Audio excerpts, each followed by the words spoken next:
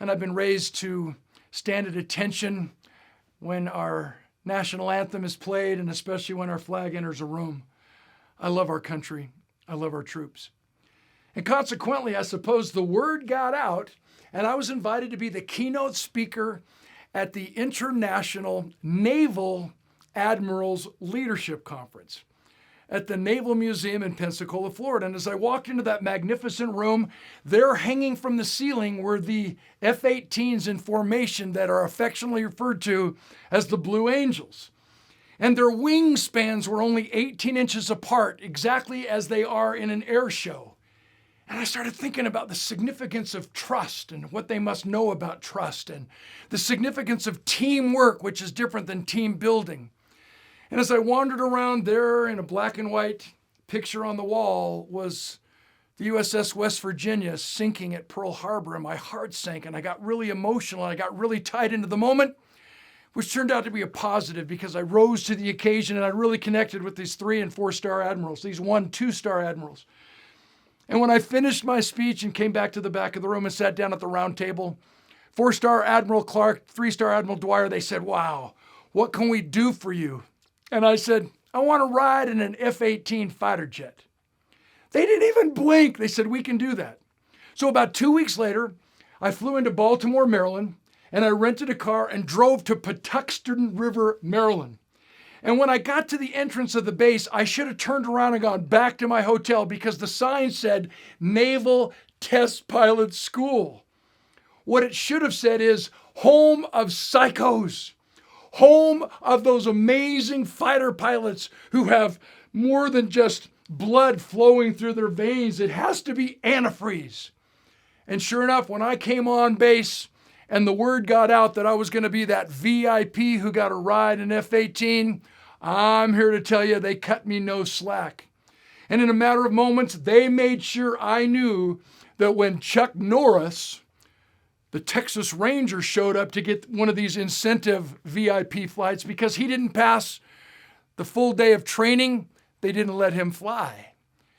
Holy cow, they issued me my flight suit, my gloves, my torso harness, my safety vest, my helmet. And my first part of this 5-hour ordeal called training was in the aquatic center, where they had me dive in on one end of an Olympic-sized swimming pool, and in 85 pounds of combat gear with my boots, steel-toed boots, and my helmet on, I had to swim 2 lengths of that pool, 100 yards. I almost drowned. But as I came up for air, you could see these instructors on the side of that pool looking at me like, "See, I knew you couldn't make it." And I was fired up to prove them wrong. Next thing in the water, they blindfolded me, stuck me into an underwater maze as if we had crashed and I was underwater, stuck in the cockpit. And I had to figure out how to get myself out. Then I had to tread water for another 15 minutes, which meant I almost drowned again. Then they took me to this giant Quonset where they had this huge sled at about a 45-degree angle. And I swear to you, I know it's not true, but I swear to you, the giant instructor that was helping me had a glass eye. He was looking at me like, "I can't wait to just shoot you off of this little baby." And his question to me was, "Have you ever ejected out of a jet?" Duh. He straps me in and he says, "On 3, I want you to pull the yellow lever between your legs. 3. It shot me up that sled, 45-degree angle, caught 3.5 Gs. We did it 3 times. Then they took me into what is called spatial disorientation training, which was nothing more than strapping me onto an exotic bar stool, spinning me around for 15 minutes, having me get off and find myself to the light switch on the wall. I felt like I was at a bad fraternity party. I'm like, oh, whoa. And then that night, I had dinner with Dog Thompson, call sign Gator, U.S. Marine Colonel, Gulf War hero. And as we're having dinner, I said, "Gator, is there something special that I ought to eat to prepare myself for the flight tomorrow?"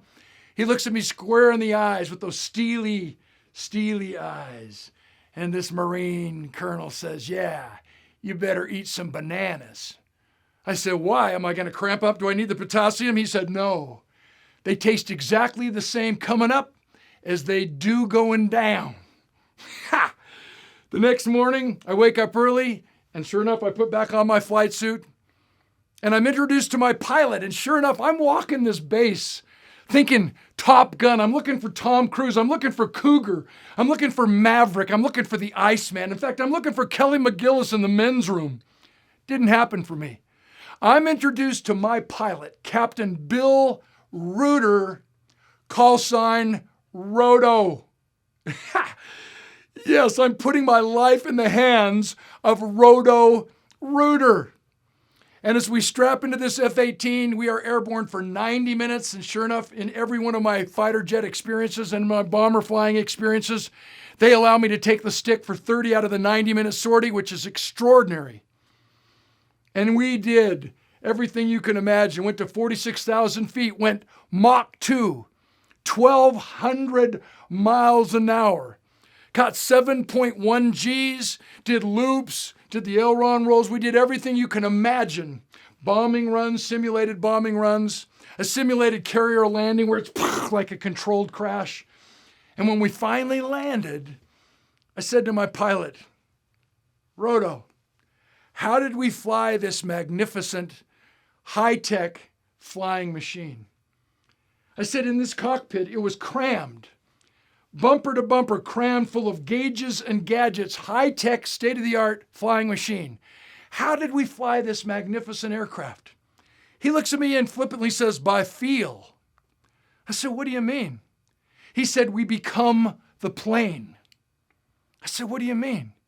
He said, when you climbed up that ladder and slid into the cockpit, did you strap into the F-18 or did you strap the F-18 onto you? Wow, this applies to sales.